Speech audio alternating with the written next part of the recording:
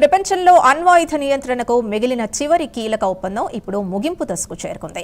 America రష్యాల మధ్య ఉన్న new start అణ్వాయుధ ఒప్పందం ఫిబ్రవరి 5కి గడువు ముగియనుంది. ఈ ఒప్పందం ముగిసిపోతే గత 5 దశాబ్దాలుగా కొనసాగుతున్న అణ్వాయుధాలపై పరిమితులు పూర్తిగా తొలగిపోతాయి.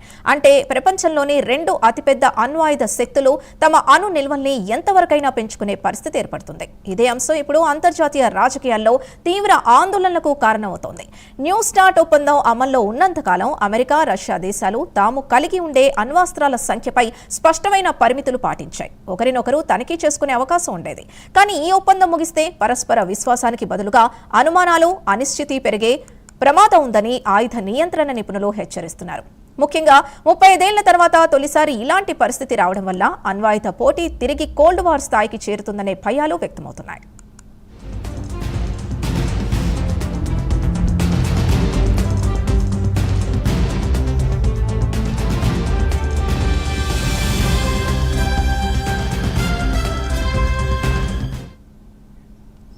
మరోవైపు రష్యా అధ్యక్షుడు వ్లాదిమిర్ పుతిన్ కీలక ప్రకటన చేశారు. అమెరికా కూడా ఒప్పుకుంటే తాము మరో ఏడాది పాటు న్యూ స్టార్ట్ పరిమితులకు కట్టుబడి ఉంటామని ఆయన వెల్లడించారు. ఈ 1 సంవత్సరం సమయం ద్వారా కొత్త ఒప్పందంపై చర్చలు జరపవచ్చని పుతిన్ అభిప్రాయపడ్డారు. అయితే ఈ ప్రతిపాదనపై అమెరికా అధ్యక్షుడు డొనాల్డ్ ట్రంప్ నుంచి స్పష్టమైన స్పందన రాలేదు. వైట్ హౌస్ వర్గాలు మాత్రం అణ్వాయుధాలపై నిర్ణయాన్ని ట్రంప్ తన సమయానుసారం తీసుకుంటారని మాత్రమే చెబుతున్నాయి. అమెరికా ఈ ఒప్పందాన్ని కొనసాగించాలంటే మరో షరతు కూడా ముందుకు తెస్తోంది. చైనాను కూడా అణ్వాయుధ నియంత్రణ చర్చల్లో భాగస్వామిగా చేయాలని ట్రంప్ కోరుతున్నారు. అయితే తమ అణ్వాయుధ నిల్వలు అమెరికా రష్యాలతో పోలిస్తే చాలా తక్కువని చైనా చెబుతూ ఇలాంటి పరిమితుల్ని అంగీకరించేందుకు నిరాకరిస్తోంది. దీంతో 3 దేశాల మధ్య సమన్వయం కుదరక ఒప్పందం భవితవ్యం మరింత అనిశ్చితిగా మారే ప్రమాదం ఉంది.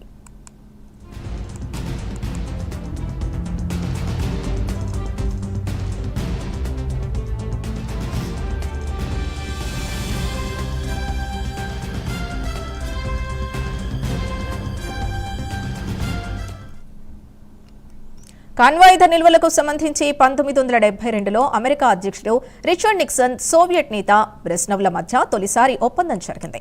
అయితే 2001లో అధ్యక్షుడు జార్జ్ డబ్ల్యూ బుష్ సమయంలో అమెరికా బయటకొచ్చింది. మళ్లీ 2010లో అమెరికా అధ్యక్షుడు బరాక్ ఒబామా, రష్యా అధ్యక్షుడు దిమిత్రీ మెద్వెదేవ్ మధ్య న్యూ స్టార్ట్ ఒప్పందంపై సంతకాలు చేశారు. దీని ప్రకారం ఇరు దేశాలు 700కు మించిన క్షిపణులు, యుద్ధ విమానాలు ఉంచకూడదు. అలాగే 1550కు మించిన అణ్వాస్త్రాల్ని వినియోగానికి సిద్ధంగా ఉంచరాదు. ఈ ఒప్పందం వల్ల అణ్వాయుధాలపై ఒక స్థాయి నియంత్రణ, పారదర్శకత కొనసాగింది. ఈ ఒప్పందం మొదట 2021లో ముగియాల్సుండగా అప్పటి అమెరికా అధ్యక్షుడు జో బైడెన్ చొరవతో 5 ఏళ్ల పాటు పొడిగించారు. తాజాగా అది ఫిబ్రవరి 5తో ముగియనుంది.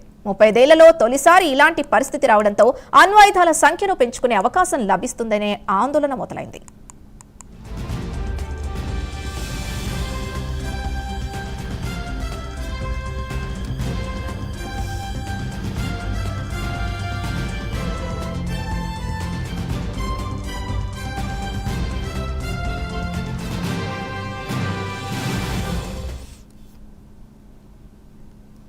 ఇక అమెరికా రష్యాల మధ్య ఒప్పందాలు కూలిపోవడం వల్ల దాని ప్రభావం ఈ 2 దేశాలకే పరిమితం కాదు. చైనా, యూరప్, ఆసియా దేశాల భద్రతపై కూడా దీని ప్రభావం పడే అవకాశం ఉందని నిపుణులు చెబుతున్నారు.